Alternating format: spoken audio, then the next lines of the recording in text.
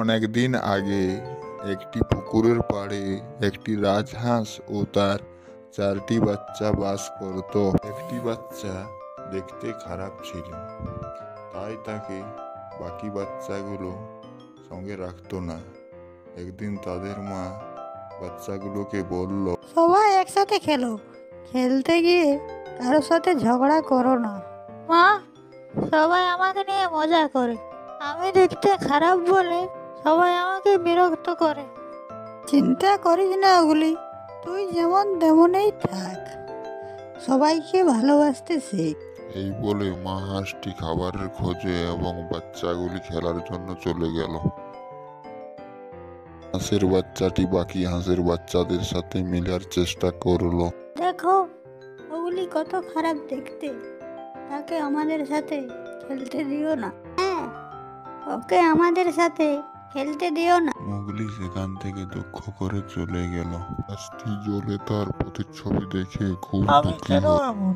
আমি কেন সবার মতো সুন্দর নয়? হাঁসের বাচ্চাটির কথা শুনে বগ সেখানে এলো।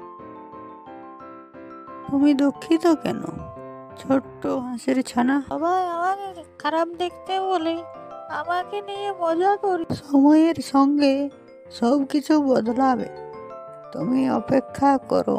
বগ এবং হাঁস তারা দুজনে সেখান থেকে চলে গেল।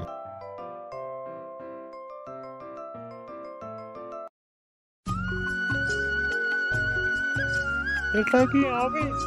আমি কি এত সুন্দর হয়ে গেছি? এখন তুমি আমাদের মতো, তুমি সব সময়ই সুন্দর ছিলে, শুধু সময়ের অপেক্ষা। তারা সেখান থেকে চলে গেল।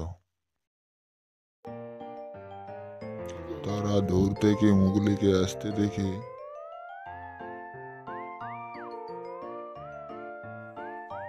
কে? ও তো ওগুলি। হ্যাঁ, ও এখন কত সুন্দর হয়ে গেছে। তোমরা দেখো, সময়ের সাথে সব কিছু বদলায়। আমি সব সময় সুন্দরই ছিলাম। আমার ওগুলি সব সময় সুন্দর ছিল, শুধু সময়ের অপেক্ষা ছিল।